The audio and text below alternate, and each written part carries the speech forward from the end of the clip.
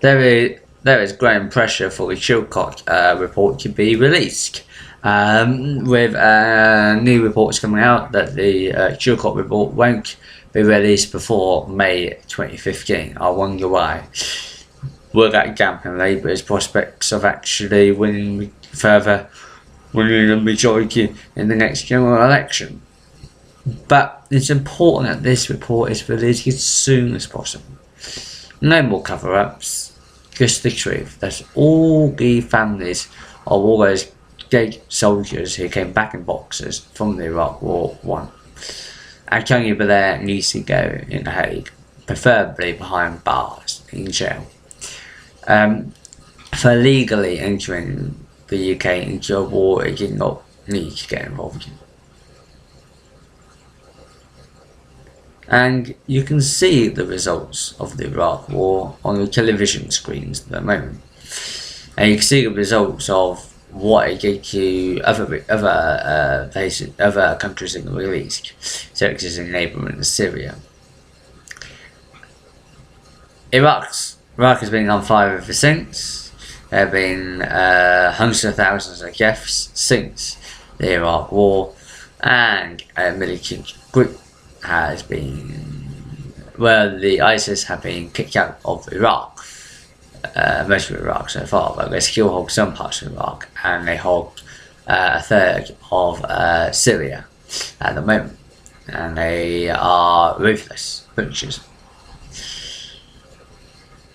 And the Americans, the British, and other countries who wanted to actually oust Saddam were actually wrong. That if Saddam Hussein was actually toppled from Iraq, then there'll be a huge vacuum of power, which could destabilise the country. Not condoning what Saddam Hussein did. It was a brutal time, but in what way what happened after? It wasn't peace and democracy like Western nations wanted, because the Western nations, I don't think they understood the history of Iraq. They didn't understand the ethnic divisions of the country. They just assumed that all Iraqi people would be English together, loving democracy. We've got Sunni Muslims, Shia Muslims, and you've got countless other tribal factions and other ethnic minorities like the Kurdish people who want a Kurdish state established in northeastern Iraq as well. So not as simple as some people, as the Western nations like to point out. But the Chilcot report will contain documents of why Britain entered this illegal war. I don't believe for 1 second Saddam Hussein had weapons of mass destruction. And this is a war purely about oil.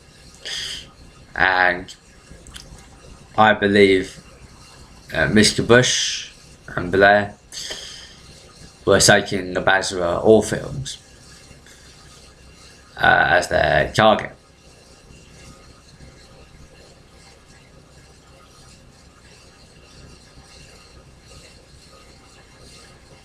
And they could not stand to have a powerful Middle Eastern country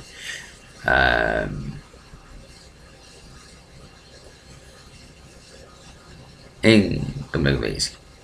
Iraq was powerful, had decent armed forces, etc.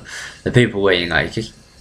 For not 1 second am I praising this Saddam Hussein regime, which is responsible for the deaths of thousands of people. And one of his key allies even gassed a camp.